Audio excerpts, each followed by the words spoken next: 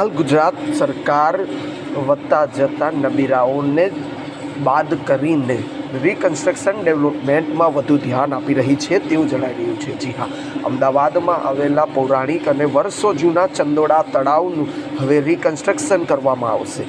ત્યારે વર્ષોથી દુર્દશામાં રહેલા આ ચંદોડા તળાવની દશા હવે બદલાશે। ત્યારે અમદાવાદ મ્યુનિસિપલ કોર્પોરેશન દ્વારા હવે ચંદોડા તળાવને 2 ફેઝમાં ડેવલપ કરવાની કામગીરી શરૂ કરવામાં આવી રહી છે। ત્યારે હાલ ફેઝ 1 પ્રમાણે BRTS સ્ટેશનના ભાગ તરફનું ડેવલપમેન્ટ કાર્ય શરૂ કરવામાં આવી રહ્યું છે। ત્યારે પહેલા ફેઝનું ડેવલપમેન્ટ કામ સંકલ્પ ઇન્ફ્રાસ્ટ્રક્ચર નામની કંપનીને સોંપવામાં આવ્યું છે। આ સંપૂર્ણ કામગીરી દરમિયાન ₹27 કરોડનો ખર્ચ થવાનું માહિતી મળી આવી છે। ત્યારે ટેન્ડરની સમયમર્યાદા પ્રમાણે 2 વર્ષ સુધી ડેવલપમેન્ટ કામ ચાલશે। તળાવમાં 3 મીટર પહોળો વોકવે, જંગલ જીમ તેમજ 500 માણસોની કેપેસિટીવાળો ઇવેન્ટ્સ હોલ પણ તૈયાર કરવામાં આવશે, જેમાં લગ્ન પ્રસંગ જેવા અનેક પ્રસંગો યોજાશે।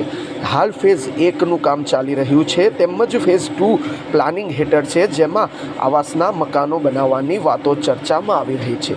ત્યારે ચંદોડા તળાવ ઘણા સમયથી અપરાધિક પ્રવૃત્તિઓમાં વિવાદાસ્પદ રહ્યું છે। છેલ્લા ઘણા સમયથી ચંદોડા તળાવથી બાંગ્લાદેશ તેમજ ઘૂસણખોરો પકડવામાં આવ્યા છે। ત્યારે હવે આ ચંદોડા તળાવનું રીડેવલપમેન્ટ કરીને ગરીબોને ફાળવવામાં આવશે તેવી વાત ચાલી રહી છે। ગત ઓક્ટોબર માસમાં જ અમદાવાદ ક્રાઇમ બ્રાન્ચ દ્વારા એક સ્પેશિયલ ઓપરેશન કરી 50 બાંગ્લાદેશીઓને ચંદોડા તળાવમાંથી ઝડપી લેવામાં આવ્યા હતા। ત્યારબાદ ગુજરાત સરકાર દ્વારા ચંદોડા તળાવનું આવાસ યોજના બનાવીને તેને ગરીબોમાં ફાળવવામાં આવશે।